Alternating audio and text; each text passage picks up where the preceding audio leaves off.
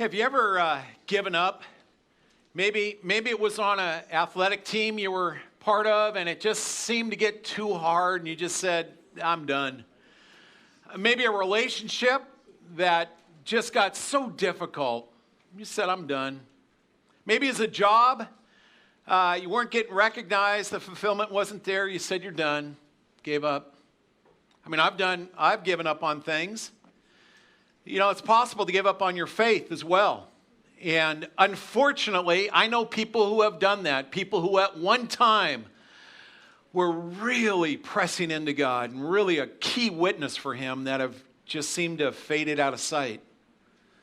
I share that because that's the theme, that's the direction we're going to go this morning. We're studying in the book of Hebrews, verse by verse. We just finished up on chapter 11. We got 2 chapters to go. And in 11 is a chapter all about faith, people of faith, people who have gone before us, people who have run the race. They did not give up. They finished. And so for us to get the most out of this, I want to just lay a foundation that's already been built for us, but it's about faith. And it's this, a person of faith. And when I use that, I mean one who believes in and follows Jesus is self-denying, other-focused, and God-fearing. By that I mean, when you look at that relationship to yourself, you say, and you come to acknowledge that life is not all about me.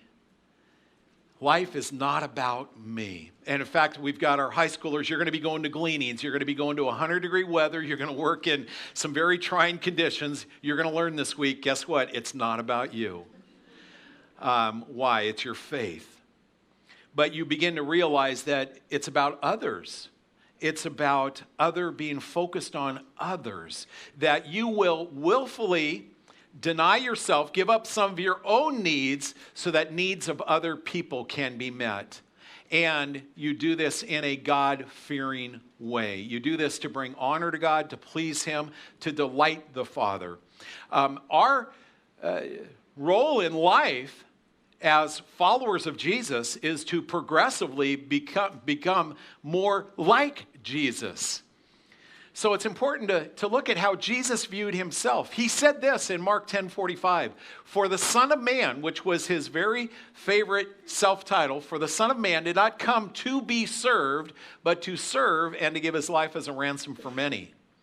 He got it. He knew right there that it wasn't about Him. It wasn't about His needs being met. He didn't come to be served, but to serve. He was other-focused. And He did this, what? As a ransom for many others. That's what He gave His life for, in obedience and in honor to the Father. That's what He did. This life we're leading right now, this life of faith, this life of sacrifice, will be rewarded. I talked about that last week, but it's tempting to give up. It's tempting to give up because here you are, you're following Jesus. You're doing what He asks of you. You're making the steps. You're putting one foot in front of the other, and life is hard, and it seems like you're taking 2 steps forward and sometimes 3 steps back, and you're just going, man, is this even worth it? Because once you've really embraced Christ, life has changed a little bit. Is there some relationships that have gone cold over time? Is there some things that when you weren't following Christ, you got invited? You got invited to those events. You got invited to those parties. And you're not getting invited anymore. Or there's tension now in your family, maybe under your same roof, but maybe extended, of others who have not embraced Christ, but you have, and it's now become a point of division. Maybe at one point you were pursuing all the world had to offer, and now your pursuits are going in a different direction, and you see others around you that are just advancing in this life beyond where you are. And it's gotten hard.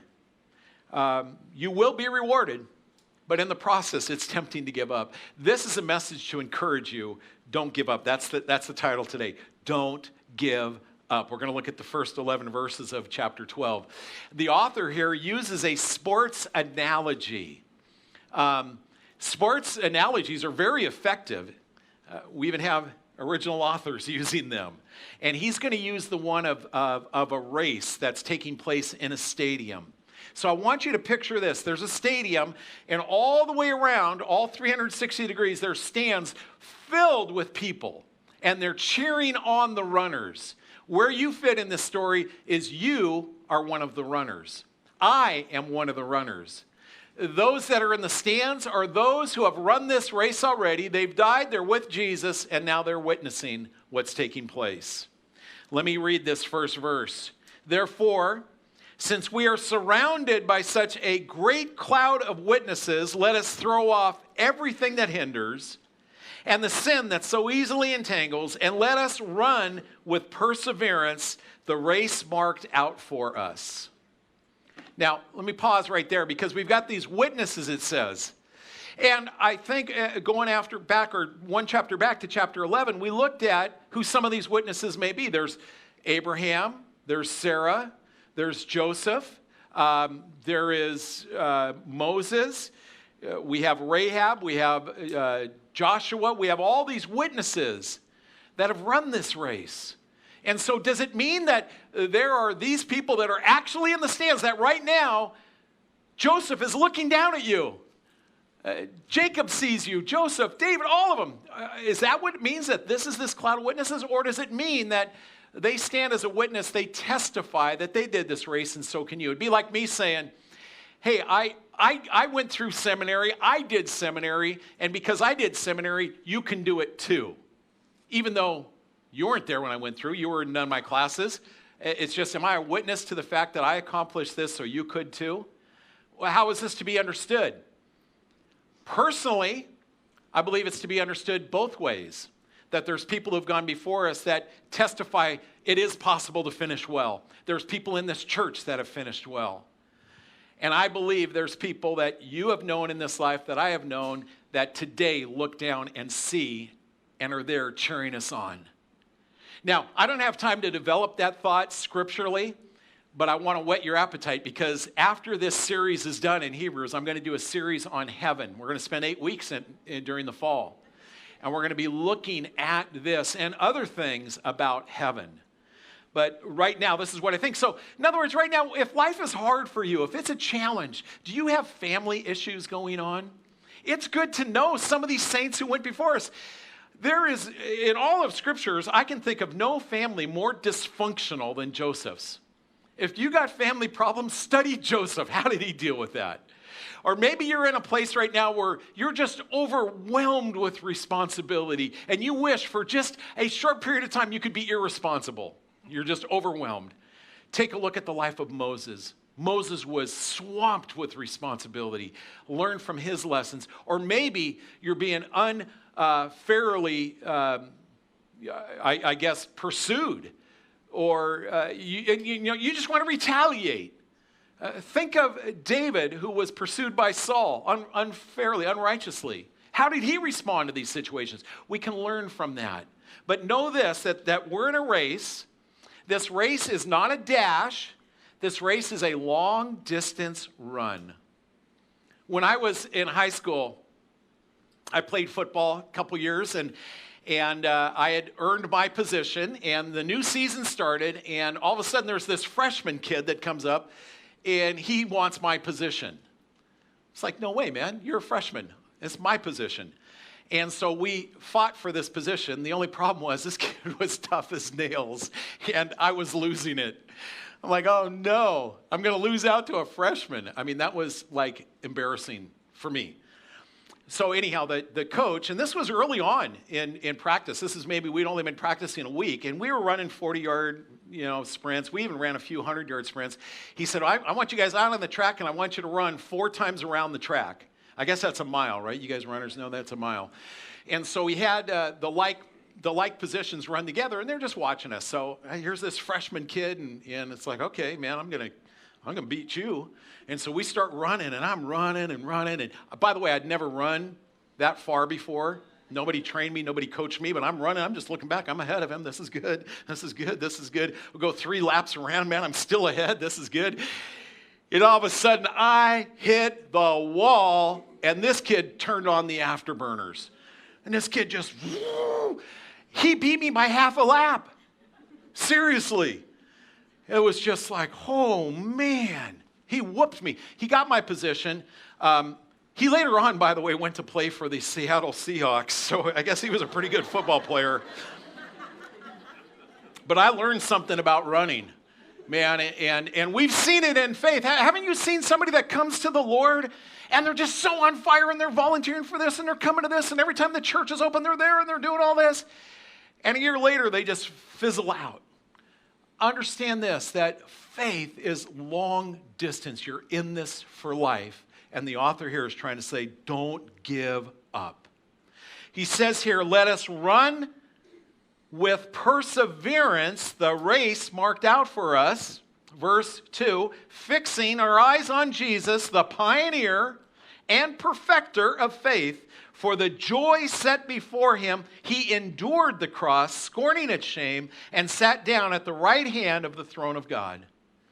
You know this, studies have been done for well over 100 years now that if you take any one of us, you blindfold us and say, walk in a straight line, we can't do it. If you blindfold somebody and say, swim in a straight line, they can't do it. They will ultimately go in a complete circle. We can't do it. You know what we need to go straight? We need to fix our eyes on something. You need something on the horizon. The author here is saying, fix your eyes on Jesus. You're in a race. Understand you're in a race. You want to win this race. You want to finish well. Keep your eyes on Jesus. That's the encouragement the author is giving to us. And in these first two verses, which I love these verses, time and time again, when I have felt overwhelmed in my faith, I've come to these. And God has used those to minister to me, and I think he'll use it to minister to you as well. He says here to throw off everything that hinders. And I want to tell you that may involve departing with good things, such as a friendship, an association, an event, a habit, or even a pleasure. We can carry stuff in this weight in this race that weighs us down. It's like throwing a bag of cement over your shoulder or a sack of potatoes and running. It's going to slow you down. And what he's saying is those things that hinder us are things that cause us to take our eyes off of Jesus. And it could be something otherwise good, in itself not bad. But just saying, and I've been dealing with this week, this message, and I've thought to myself, man, one of those things for me, it's television. Television in itself is not bad, at least the shows I watch, they're good shows. But I watch too much of it. Yesterday morning when I got up, I cooked my normal bacon and eggs. By the way, I have bacon and eggs every day. I love bacon and eggs. I don't know where that came from, but it just came out of somewhere. Anyhow, after I do that, my typical on Saturday morning, make the bacon and eggs, go sit in front of the TV and watch Angler West. Because it's a fishing thing. It's a great fishing thing. And yesterday I did it. I've been dealing with this, and I said, I got to throw off stuff. Television, I'm watching too much. And so instead of that, I went into the same room, sat in the same place where I usually watch TV, but opened up a book and began reading a book about heaven. And I spent time in that. And it's just like, I get it. That's what he's talking about here. But you know what? Other things that can weigh you down, heavy baggage, could be like anxiety over trivial things. It could be unforgiveness. It could be bitterness. It could be resentment. It could be all these different things. And I just got to ask you, you're in a race, you're running it. Do you have any of this stuff weighing you down? Your job is to evaluate. I want to be a coach to you. And I want to say, look, you can get better times. You can run a little bit faster. You just got to get rid of some baggage. And the question is, are you willing to do that? Are you willing to evaluate and say, what are those things in your life? Could be good things. Could be some things that really it's just baggage that you need to cast off. That's what the author's encouraging us to do. And then he talks about the sin which trips us up. The sin which so easily entangles could be the sin of a lack of faith or an individual's besetting sin. And what it says, there's a definitive word, the sin which so easily entangles. And so I think the author had in mind a particular sin, and that's why I think maybe it's the sin of a lack of faith. Because when you have a lack of faith, you're constantly doubting the Word of God. The Word of God, which is encouraging you to run. Or you're worried about the outcomes. You can't trust God. If I do your will, can I really trust you? And you're getting hung up with this, and therefore you're just sitting on the sidelines. You could be dealing with the sin of a lack of faith, or it could be a besetting sin. What a besetting sin is the sin that you're most susceptible to. And by the way, it's different for each one of us. What is most likely to trip me up may not be what's most likely to trip you up. What's most likely to trip you up may not be what's going to trip me up or the person around you. There is a certain weakness that we all have, and it just says you've got to be careful, because those, as you're running, those are things that cause you to trip and fall and lose your balance and fall off the wayside. So he's saying, hey, let's get rid of that. And so now he begins to, well, how does this work? How do you do that? Verse 3 says, consider him, going back to Jesus now, that's where our eyes are fixed. Consider him who endured such opposition from sinners, so that you will not grow weary and lose heart. And your struggle against sin you have not resisted to the point of shedding your blood. Consider him. Consider his shame that he endured. Consider the opposition he endured from the religious leaders. Consider the abandonment from all of his friends. He spent 3 years with them. Consider the rejection, albeit temporary, from his father as he hung on the cross. Consider the pain that he endured. Consider him. And he says, after all, you haven't suffered to the point of shedding your blood. I see that as a lot of times when you're going through a difficult time, when you're going in a hard place, we tend to overestimate the severity of what we're in the midst of. A lot of times in counseling, and I get it, life can be very hard. And a lot of times I just meet with people, I try to give perspective, and the greatest perspective I can give is the life of Jesus. Because if you're thinking that somehow I'm a Christian, therefore life shouldn't be so hard, well, okay, let's take a look at Jesus.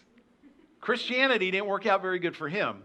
So for you to expect it to work out any better for you, maybe you need to recalibrate yourself. And that's, I think, what the author is trying to say to us here. Basically, he's saying, to avoid spiritual collapse, carefully consider the course Jesus ran and the victory that was his. Was it easy? No. Was it long distance? Yes. Was it full of trials? Yes. And tribulation? Yes. See, was there suffering along that path? Yes. And here's the tendency that I have and that you have, is when we suffer, when things are hard, we can tend to look at God and say, God, why are you doing this to me? God, you must not love me. God, you must not care about me. Because God, you're all powerful, you're all loving, you could take care of this. God, why am I going through this? Don't you care? Don't you love me? It is so easy to do that. But if we allow ourselves to stay there, that's what allows us to get off the course, to give up, to resign. And he's saying, no. Actually, when suffering happens in your life, it could be that just the opposite is occurring. God is saying, I love you so much, I'm bringing this hardship into your life to accomplish what he wants to do in your life. Remember, we are the clay, he is the potter. What does a potter do to a hunk of clay to get it to shape he wants? He puts it on a thing, he gets it spinning, and he applies pressure. And God could do that not because he doesn't care, just the opposite, because he does care. As I was prepping for this message, I came across this really cool story about a guy named Robert Moore. Robert Moore was a conductor on a train in Lafayette, Indiana. This train had 96 cars on it, so it weighed 6,200 tons. It's rolling down the track, a straight track, at 24 miles an hour. And Robert looked out and he saw what at first he thought was a little dog. And then he realized, that's a kid. There's a toddler on the track. And what it was, there's a picture of Robert and this little girl, Emily Marshall. And this girl lived, the house is right along there. They did not have any fences between the backyards and the railroad track. And there was a mom in her backyard. She had 4 young kids, and the youngest of all, Emily, got away from her as she was gardening and went up to the train track. And she was sitting there on the rail. and here comes this train. And a train weighing that much with that many cars in 1 mile, you can't stop a train. It takes much longer than that. So he began to slow the train down, got it down to 10 miles an hour. Still fast enough to wipe out little Emily. So what he did is he ran to the front of the engine, he got himself down in position, and right when he reached the girl, he kicked her as hard as he could, and she rolled off the track. She chipped a tooth. She had 20 stitches in her forehead. He saved her life. Some of you feel like, God, why'd you just kick me? God, why'd you do that to me? God, I'm bleeding. God, it hurts. Ouch. Why did you have to do that to me? And, the understanding of this little toddler, she has about as much understanding as we do when it comes to things of God. Why? Because we're finite and God is infinite. God is doing things in your life that you say, ouch, that hurts. Why, God? Don't you love me? It's just the opposite. Yes, I love you so much that I had to step into your life and do something dramatic to save you. That's the picture the author wants to paint for us. He goes on now to talk about discipline. He says this in verse 5. He says, and have you completely forgotten this word of encouragement? And so this is encouraging here. That addresses you as a father addresses his son or addresses his daughter. It says, my son, do not make light of the Lord's discipline, and do not lose heart when he rebukes you. Because the Lord disciplines the one he loves, and he chastens everyone he accepts as his son. Now, I know this. I raised 3 kids. One of the ways I proved I was their dad is because I disciplined them. I loved them enough to discipline them. Even when they said to me, Dad, you're so mean. Dad, I hate you. I still disciplined them. I didn't discipline the neighborhood kids. They didn't discipline my kids. They probably wanted to, but they didn't. I discipline my kids. Why? Because they're my kids, and I love my kids. And God is saying, you're his kid, and he loves you, and he is going to discipline you. And what I would see, what I'd observe in my kids, if I saw they were starting to go in this direction, and I could just play this out, I said, man, I can't allow her, I can't allow him to go in that direction. I got to step in and do something. And God, all-knowing, sees your life and sees, man, you're going in this direction. You're going in this direction. I better stop you. I better stop you. That's what God does. It says here, verse 7, the author does, endure hardship as discipline. So when you ask, well, wait a minute, God disciplines me. How does he do that? What does that look like? It says right here, it looks like hardship. Now, everybody goes through hardship. We're talking here the hardship that is the result of following Jesus. It's the hardship that comes when you've taken your stand to never turn back, to say, I'm following Jesus, and as a result, hard things come. When those are the things that are happening in your life, those are the time to peel back the curtain and say, okay, is God trying to get my attention? More than likely, yes.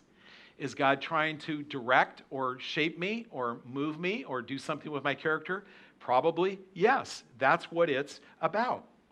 He says, endure hardship as discipline. God is treating you as his children. For what children are not disciplined by their father? It's a rhetorical question. If you're not disciplined, and everyone undergoes discipline, then you are not legitimate, not true sons and daughters at all. Moreover, we have all had human fathers who disciplined us, and we respected them for it. How much more should we submit to the Father of spirits and live?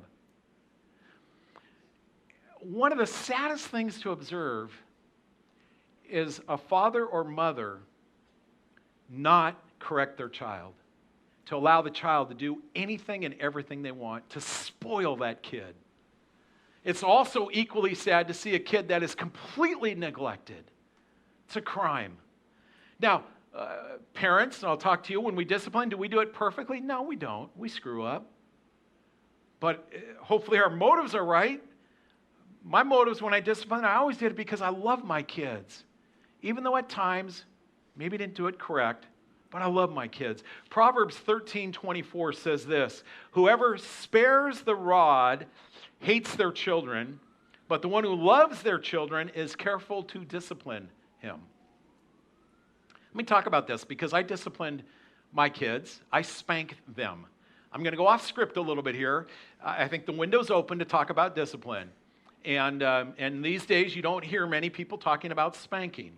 Now, when I spanked my kids, I did not use my hand. This is the hand that loved them.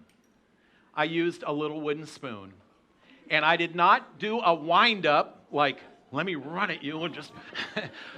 I used the wrist, just like that. And I would do a swat, either on the thigh or on the butt. And it would sting. And what I would do is, this was always a prearranged agreement, where I would say, and I would look at, what is it right now in their character where they're being extremely defiant and challenging that's got to be broken? And with each one, it was different things. And so I'd sit down, I'd talk to my daughter and say, Val, there's something you're doing that I don't approve of, either does Mom, and if you keep doing it, here's what's going to happen. I'm going to get the wooden spoon, this wooden spoon, see? You can feel it, you can touch it, you can hold it, this spoon, and I am going to spank you on your behind, or I'm going to spank you right here, and when I spank you, it's going to sting like a bee. Okay, Dad, I won't do that. Then she does it. Now, there's no wrath, I'm not angry. And if I am angry, I just chill before you do anything. That's not the right time. Because if you discipline out of anger and excess, there's a word for that. It's called abuse. When we do it like this, and I would swat her, crack of the wrist, it would sting, she would cry, and then I'd wait. For a 3-year-old, I wait 3 minutes. For a 5-year-old, wait 5 minutes. Come back, hug, make up, explain what's going on. By the way, the time when your kids are strong-willed, the time to correct them is when they're typically 5 or 6 and under. If you're saying, well, I'm going to wait till I can reason with them, you're done. You're done. Yeah, wait until they're 60.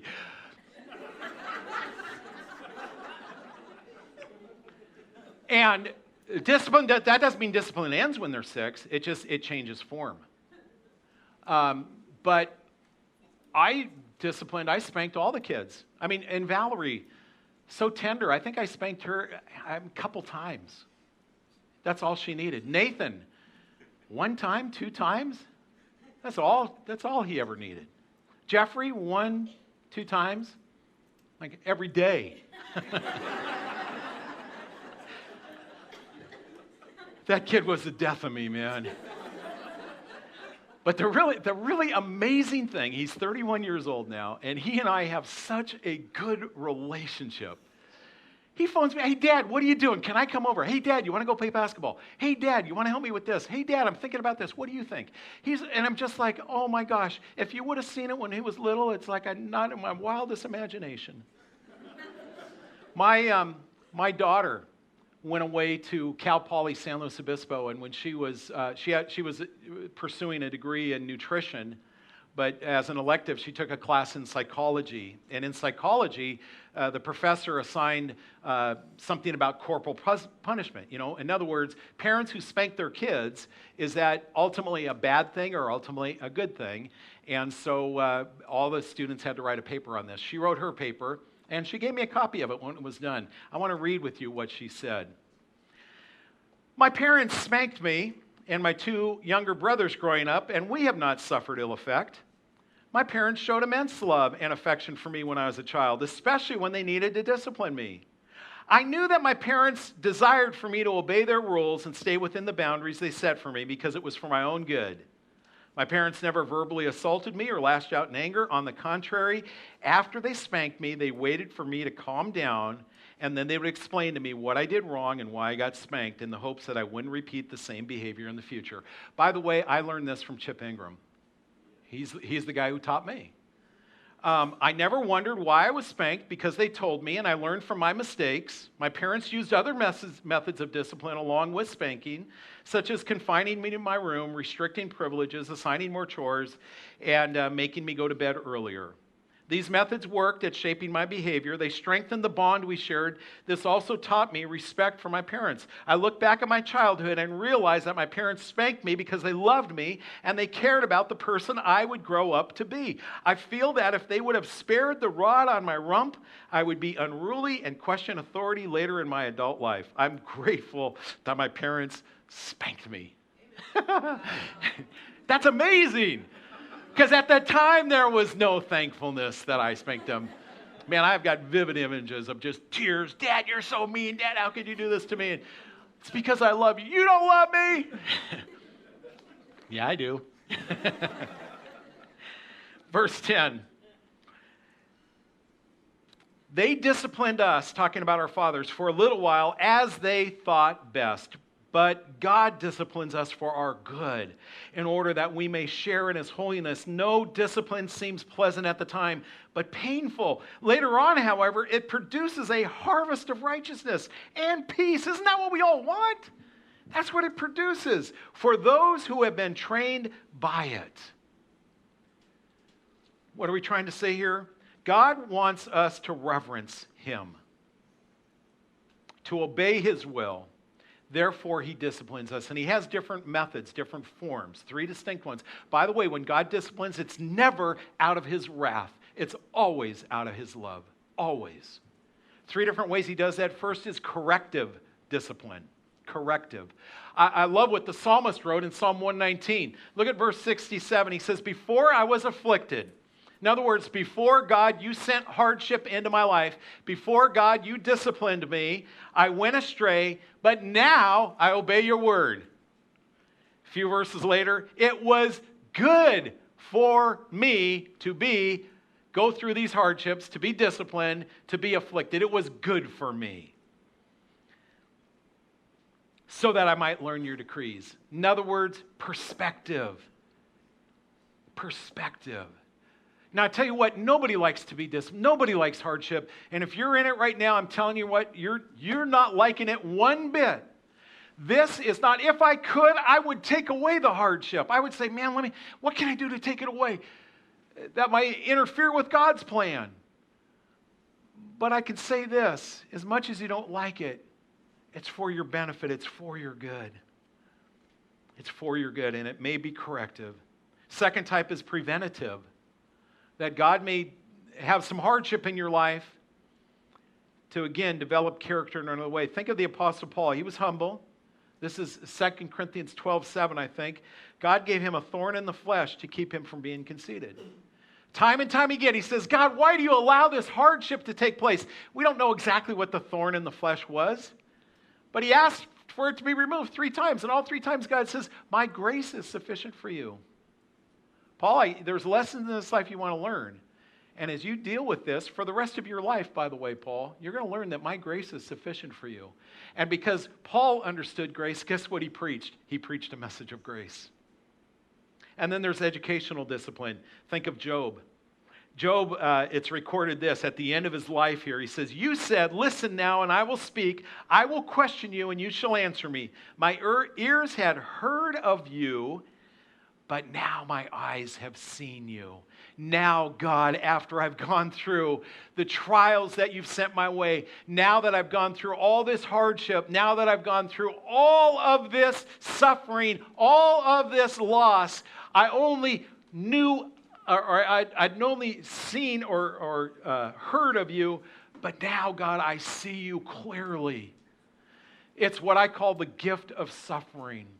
Some of you who are suffering, treat it like this perspective. It's a gift.